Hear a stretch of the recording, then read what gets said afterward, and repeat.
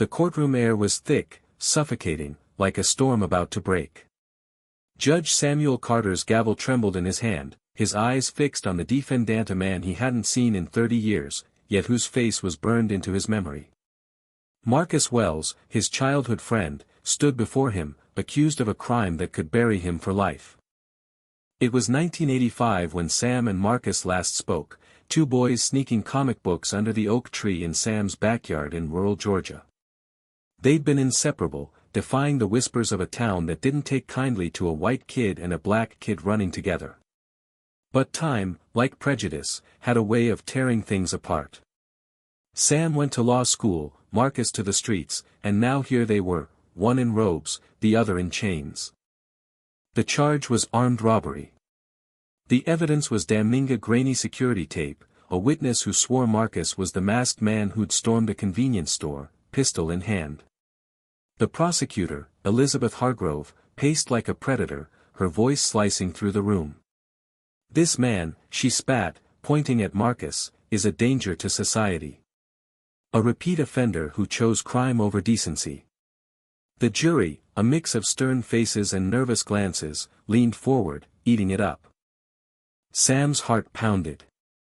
He'd seen Marcus's name on the docket weeks ago, but nothing prepared him for this moment.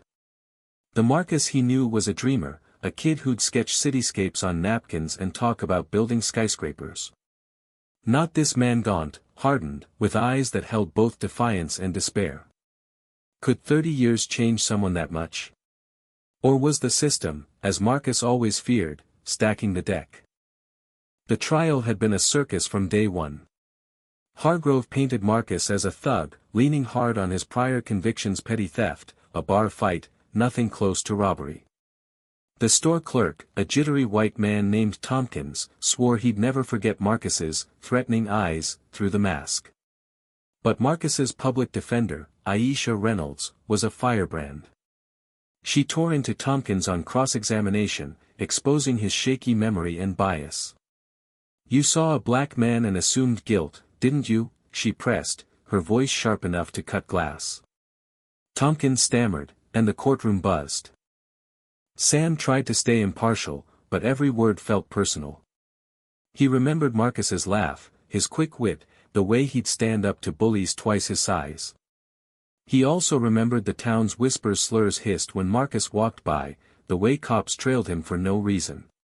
Sam had been too young to understand it then, but now, behind the bench, he saw it clear as day: the system wasn't built for people like Marcus. Aisha called a surprise witness, Marcus's sister, Lena. She took the stand, her hands trembling but her voice steady. "My brother's no saint, but he's no robber," she said. "He was with me that night, fixing my car.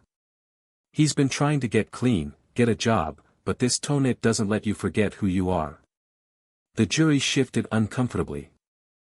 Hargrove scoffed, calling it a sob story, but Sam saw the truth in Lena's eyes.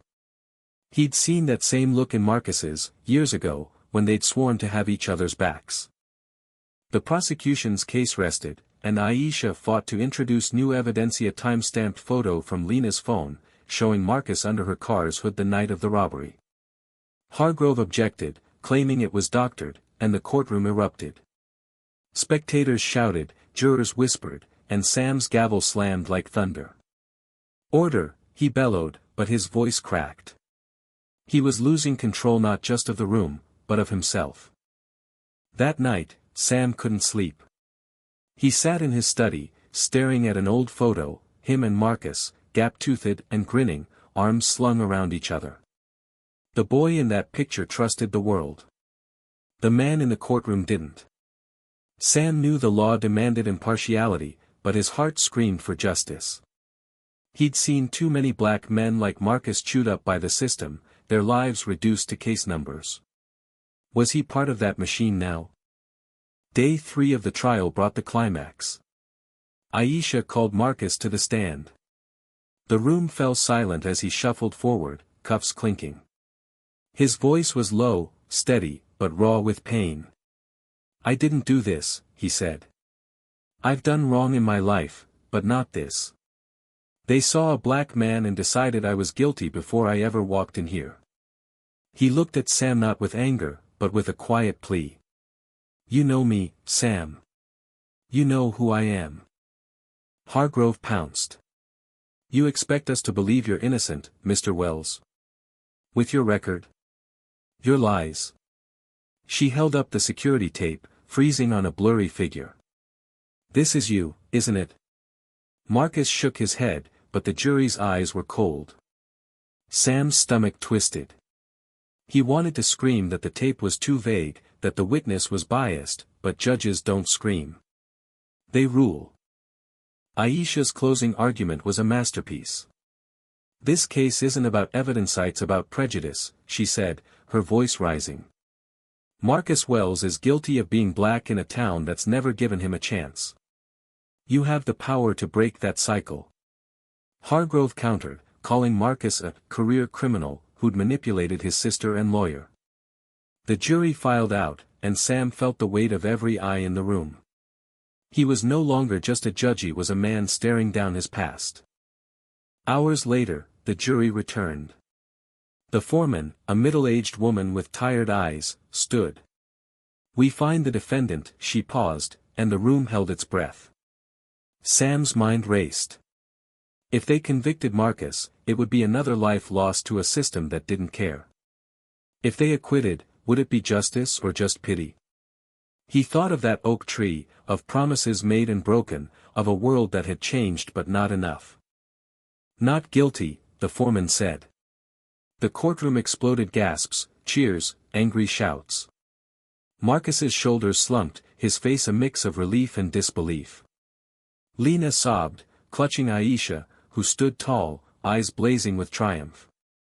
Hargrove stormed out, muttering about appeals.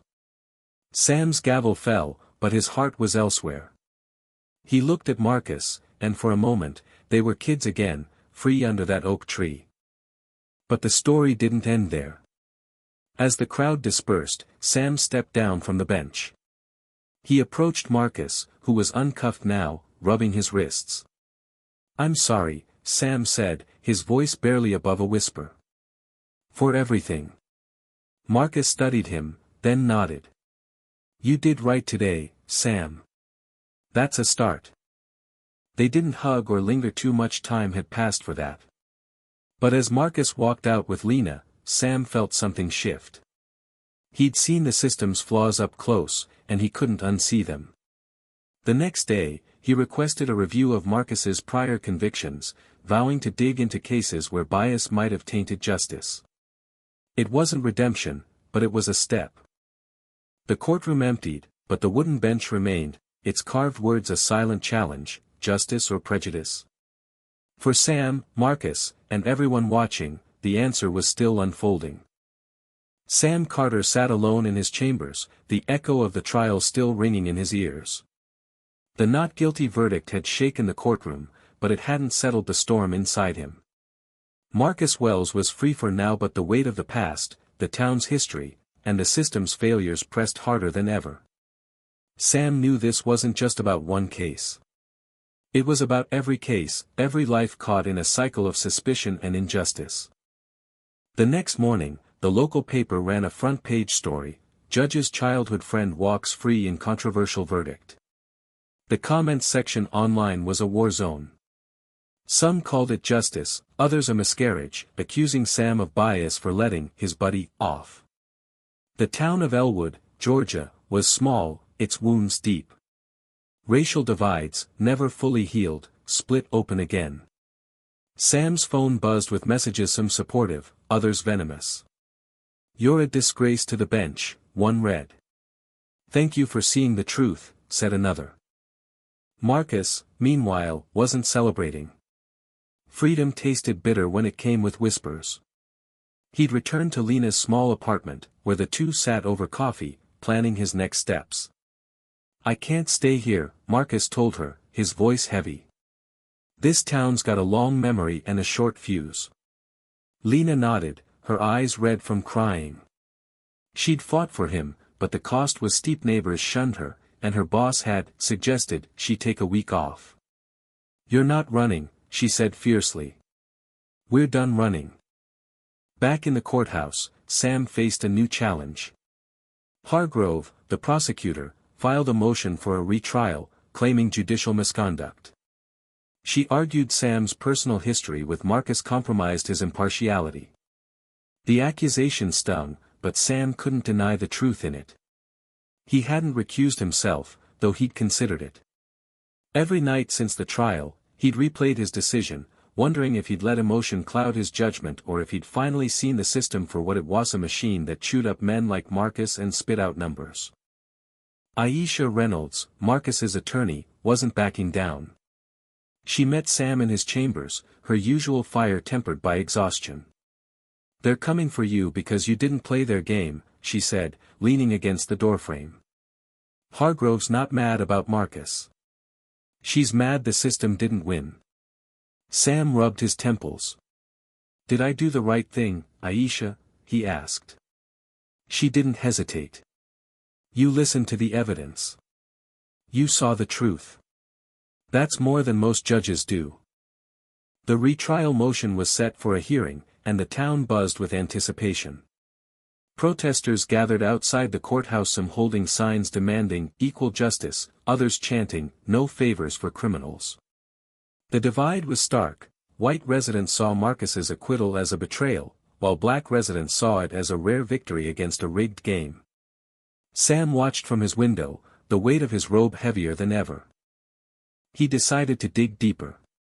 Using his authority, Sam requested case files from Marcus's past convictions. What he found made his blood run cold. Minor offenses, shoplifting, loitering, had snowballed into years of probation, fines, and jail time.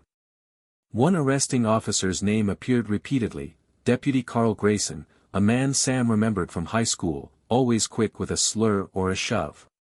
Grayson's reports were vague, leaning on suspicious behavior to justify arrests. Sam's stomach churned. Had Marcus ever had a chance? He called Lena, asking her to bring Marcus to a private meeting. They met at a diner outside town, far from prying eyes. Marcus looked older than his 42 years, his hands calloused, his eyes wary. "Why am I here, Sam?" he asked, stirring his coffee without drinking it. Sam took a deep breath. "I'm looking into your old cases. I think you were targeted. I want to make it right." Marcus laughed, a hollow sound. "Right? You think a judge can fix what this town's done to me?" Lena cut in. "He's trying, Marcus. Let him." Marcus softened, but his voice stayed firm. "I don't need your pity, Sam. I need a life where I'm not looking over my shoulder." Sam nodded, scribbling notes. "I'm not promising miracles, but I'm starting somewhere. Will you help me?" Marcus studied him, then extended a hand. It wasn't forgiveness, but it was trust, fragile, but real. Sam's investigation gained traction. He found patterns not just in Marcus's cases, but in dozens of others. Black defendants in Elwood faced harsher charges, longer sentences, and less leniency than white ones. He compiled data, cross-referencing arrests with officers like Grayson. The numbers painted a grim picture, systemic bias, plain and simple.